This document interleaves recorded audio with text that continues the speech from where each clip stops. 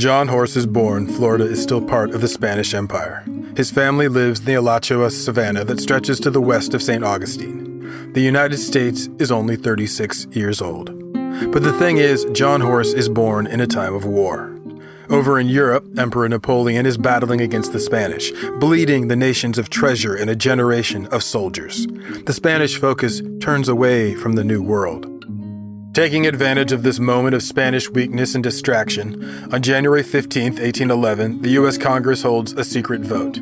Congress authorizes President James Madison to annex the Spanish Florida territories, but it's contingent on timing. Spain may be distracted, but Madison doesn't want to aggravate the Spanish and trigger an international conflict. The young nation of America is already edging into a war with its former colonial power, Great Britain. The rumors of war soon turn into fact. In June of 1812, the U.S. declares war against Great Britain.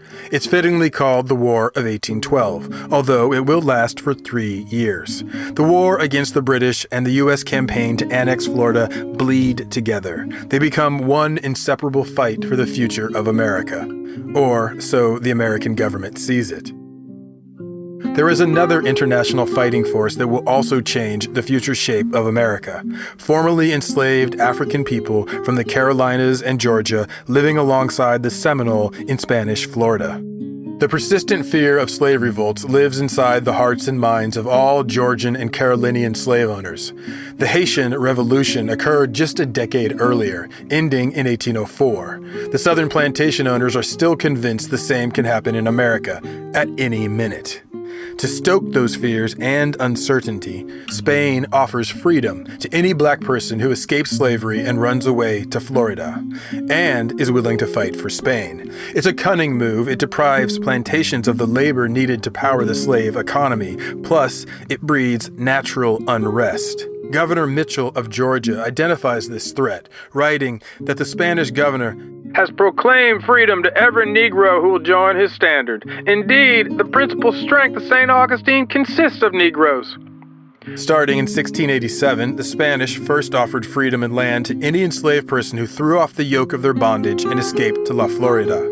The move was originally to undermine the English in the Carolina Territory. It serves the same purpose nearly a century and a half later to undermine America's slave society.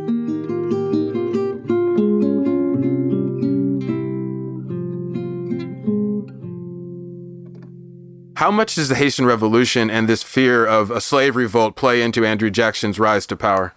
I think it played into it a lot. One of the things they did not want to have was they didn't want anybody enslaved to be aware of the existence of free black people. They didn't want them to think that was possible. So Haiti, by becoming a free country, instantly disproved that theory. Florida could not be allowed to exist because that was further disproving the theory, because in addition to them giving them freedom, they were free people. They weren't just runaway slaves there. As you know, they had been there since the 1500s. There had been black people there with the Spanish. They had roles in society. They had communities. So the Georgia plantation people who were telling their slaves that you're basically animals cannot have something that disproves them that close. And it shows how close escape is.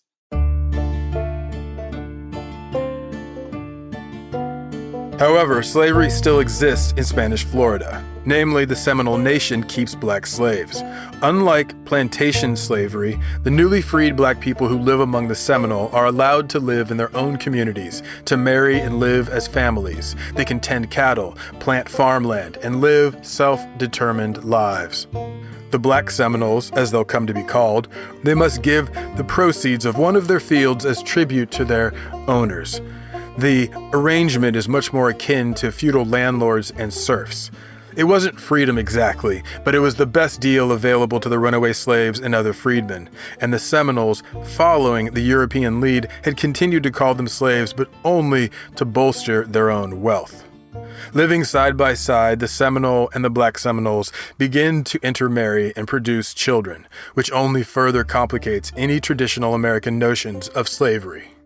The Indigenous Seminoles were committed to their values of freedom and without hesitation would fight alongside the fugitive slaves. Soon enough, hundreds of enslaved people would steal away for freedom and join the Seminole Nation. You could say the first underground railroad ran south to La Florida.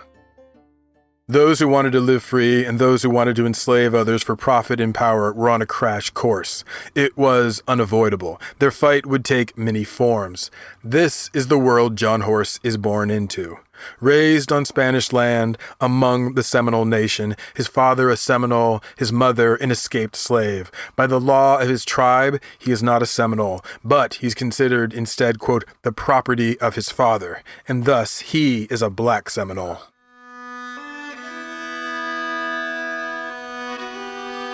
It's March of 1818. The hero of the War of 1812, Andrew Jackson, leads 2 regiments of mounted soldiers into Spanish Florida, and he builds a fort. As long as enslaved people have a hope of freedom on the border of America, the Seminole are a direct threat to plantation society. Andrew Jackson aims to snuff out that threat. John Horse is just 5 or 6 years old when he and his family cross the Suwannee River, chased by a combined force of Jackson's 2 regiments, militia members, volunteers, and a band of Lower Creek Indians who are loyal to the cause of plantation slavery.